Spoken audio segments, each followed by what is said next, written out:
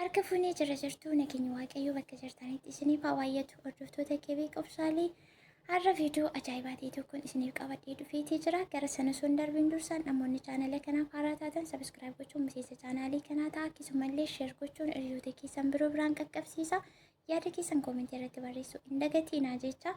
Egaa akkuma asirratti argaa jirtanii mana keessatti koondishinarii keemikaalarraa adda ta'e rifeensa keenya lallaaffisuu fi akkasuma dheerinni isaa akka saffisu kan taasisu akkamittiin hojjetachuu dandeenya, maarraas hojjetachuu dandeenya kan jedhu viidiyoo kana keessatti argattu jechuudha.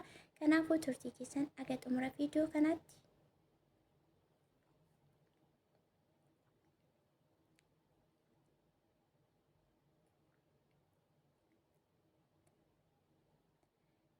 Egaan akkuma asirratti argaa jirtanii alooveeraa gaafa jedhamu alooveeraan maalidha jettaniitu ijoollee baay'een gaaffilee garagaraati kan isin gaafattan jechuudha. Alooveeraa jechuun harki isaa jedhama. Asirratti barreessitiin jira. Akkamittiin hojjetannaa maaltu nu barbaachisa isa jedhuu fi jalqabarratti wanti nu barbaachisu alooveeraa fi muuzii avukaadoo qabaachuu jechuudha. Alooveeraa kana akkuma asirratti argitan kana qola isaarraa kaastanii erga bishaan isaa keessaa cuunfitanii booddee akkasumallee maashinii qopheeffattu jechuudha. Maashiniitu nu barbaachisa.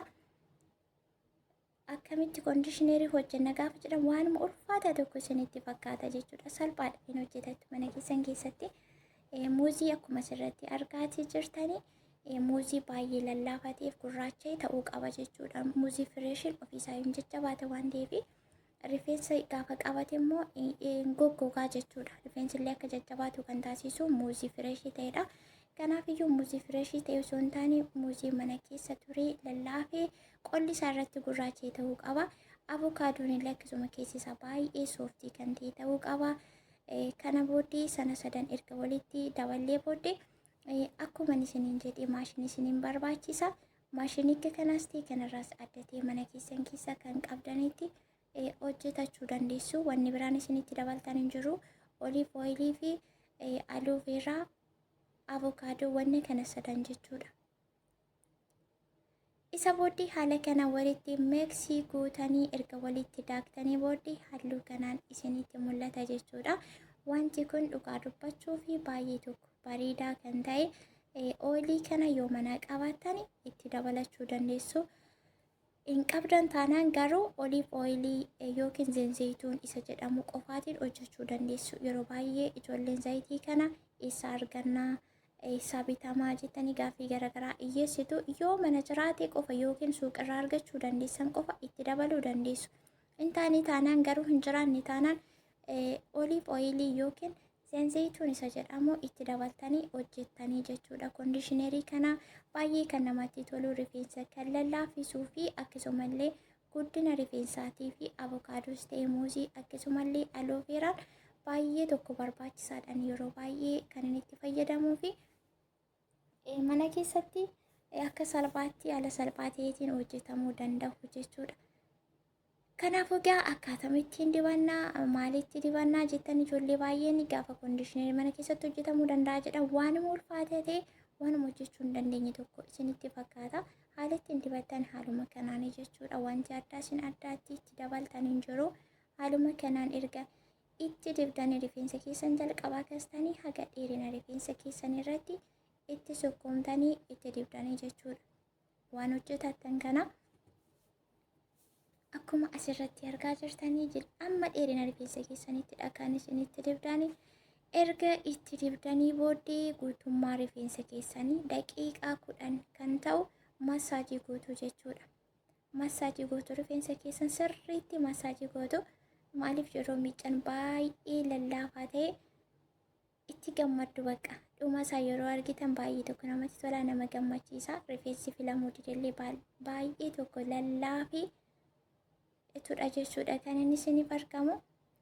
Kanaafiyyuu akkaataan dibannaa keessanis murteessaadha. Ijoolleen tokko yeroo tokkotti jechuudha kan isin rifeensa keessanitti waa tokko dibdanii akkas ta'uu hin qabu. Hirtanii rifeensi keessan yoo baay'ina qabaatellee hin qabaannellee addaan qoqqoodaniiti jechuudha kan isinitti dibuu qabdanii.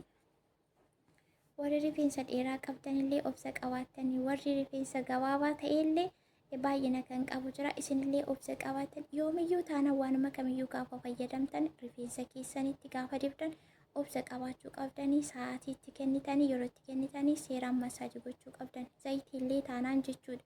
Qibaatii dibata kamiyyuu haa ta'u rifeensi obsa barbaada. Obsaan gaafa filtanillee jechuudha. Jarjarsuu yookaan ariitiidhaan gaafa ta'e rifeensi keessanillee ciccitaa hin buqqaa. Baay'ee rakkoo guddaa keessa isin galchaa jechuudha. Kanaafiyyuu koondishinerii keessa mana keessan keessatti hojjetattanii bakka jirtan jiraatanii salphaatti hojjetachuu dandeessu. Maashinii yoo hin jiraannellee maammosaadhaan hojjechuu hin dandeessu. Isa dhugaa isinitti himaanii.